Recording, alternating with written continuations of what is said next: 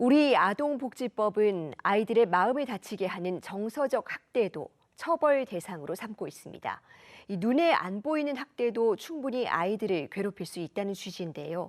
이 문제는 어디까지를 학대로 볼 건지에 대한 규정이 너무 모호하다는 겁니다.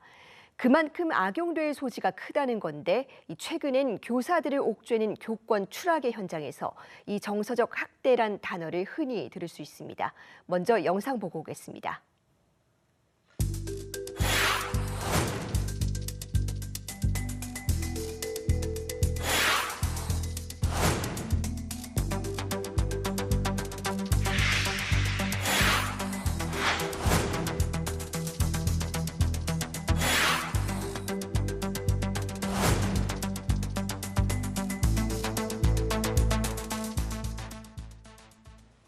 네, 이 아동복지법과 관련한 헌법 소원을 제기한 전국 초등교사 노동조합의 박소영 정책국장과 이야기 나눠보겠습니다. 선생님 어서 오세요. 네, 반갑습니다. 네, 오늘 아동복지법에 대해서 헌법 소원을 진행하셨습니다. 특히 어떤 조항에 문제가 있다고 보십니까? 네, 아동복지법 제17조 5호에 대한 헌법 소원 심판을 청구했습니다. 현행 아동복지법 제17조에는 누구든지 각호에 해당하는 행위를 하여서는 안 된다라는 금지 행위를 명시하고 있는데요. 그중 5호에는 아동의 정신건강 및 발달에 해를 끼치는 정서적 학대 행위를 명시하고 있습니다. 그런데 이것이 너무나 모호하고 포괄적이라 교사들의 생활지도를 제한하고 이 조항을 근거로 교사들을 아동학대범으로 신고하고 협박하는 이런 수단이 되었습니다. 그러니까 이런 실태를 개선하고자 헌법 소원을 제기하였고 이에 초교조 조합원 많은 분들이 청구인 신청을 해주셨는데요. 그중 최근 10년 전 제저로부터 아동학대 고소를 당한 선생님께서 청구인이 되어주셨습니다. 네, 이 헌법소원 청구인으로 이 현직 교사분들이 나섰는데 이 현장에서 선생님들이 어떤 일을 겪고 계시는 겁니까? 네, 우선 청구인 선생님에 관련한 내용은 아직 소송 중이기 때문에 구체적인 내용을 밝히기는 어렵습니다. 다만 10년 전에 학생들을 싸움을 말리던 과정 중에 생겼던 일로 인해서 고소를 당하셨어요. 그런데 당시 기록도 남아있지 않고 증인을 구하기도 어려운 상황에서 조사를 받고 계셔서 굉장히 힘든 상황입니다. 그러니까 청구인분 외에도 많은 선생님들께서 아동학대 고소를 실제 당하셨고 그리고 무혐의 판결까지 받기까지 그 과정들을 제보를 해주셨어요. 경기도의 한 초등교사 선생님은 학교폭력 담당 교사로서 가해 학생을 조사하던 중에 강압적으로 취조당했다 이러면서 해당 학부모가 아동학대로 선생님을 신고를 하셨고 또 경남의 또 다른 선생님은 급식을 지속적으로 거부하는 학생에게 교실에 있어도 된다라고 했다가 학생 급식 지도 소홀로 고소를 당하는 경우도 있었습니다. 그리고 충북의 한 선생님은 모둠의 친구들에게 폭력을 행사하고 수업을 방해한 학생을 교사 책상 옆에 앉혔다가 학부모로부터 선생님이 우리 아이를 따돌렸다 라면서 고소를 당하셨는데요. 이 모든 경우는 아동학대 최종 혐의 없음 결과를 받으셨어요. 그런데 결과가 나오기까지 짧으면 6개월, 길면 2년이라는 그 시간 동안 선생님들은 불안 및 우울 장애를 겪고 계시고 그 힘든 시간을 오롯이 선생님 혼자 감내를 해야만 했습니다.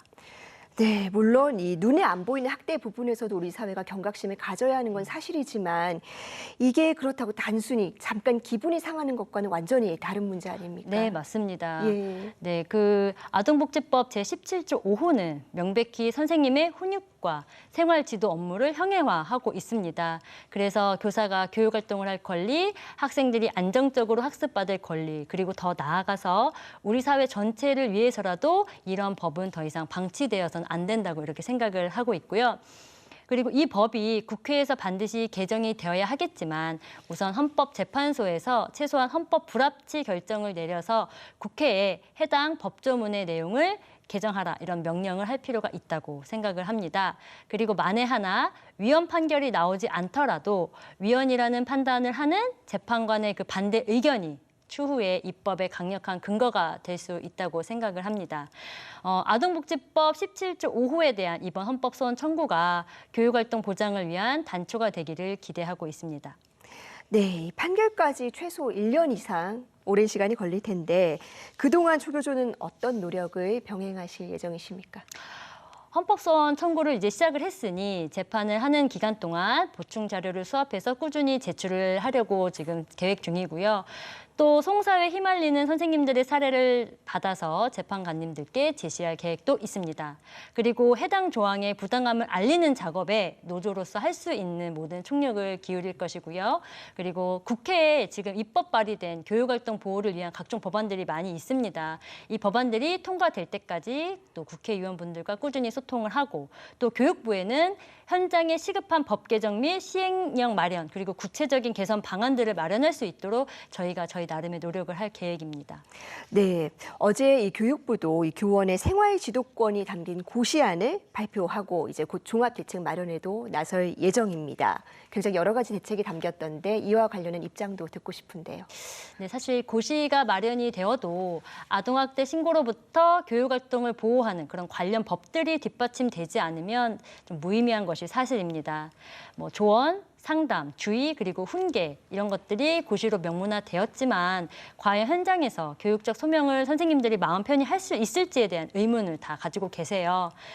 다만 그 교사노조에서는 그동안 교사의 교육권 확보를 위한 3대 제도 중에 하나로 지도에 불응하고 교육활동을 방해하는 학생 분리 제도를 주장을 하였어요.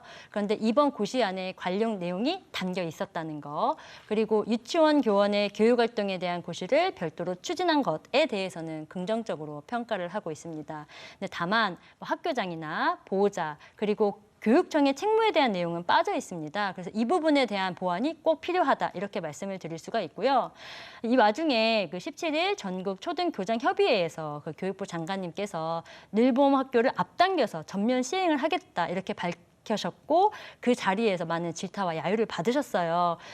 저희 생각은 그렇습니다. 지금 교육도 제대로 하지 못하는 실정인데 지금 보육이 가능한가에 대한 우려와 걱정들이 표출된 것이라고 생각을 합니다. 따라서 교육부가 진정 생활 지도로부터 교권을 보호하고 학교 교육을 정상화시키고자 한다면 수업 방해 학생을 분리하여 생활 지도를 할 수 있는 좀 구체적인 대안, 그리고 인력 마련, 더불어서 악성 민원에 대한 법적 조치, 관련 예산 배치 이런 것들이 담겼어야 마땅하다 이렇게 보고 있고요. 이러한 내용이 빠진 것에 대해서는 좀 아쉽다라고 평가할 수 있습니다. 네, 여러 가지 좀 보완해야 될 점도 아직 있는 것 같습니다. 이 학교 현장의 다양한 상황 고려해서 충분한 제도 보완이 이루어지기를 바라겠습니다. 네, 감사합니다. 오늘 말씀 잘 들었습니다. 네, 감사합니다.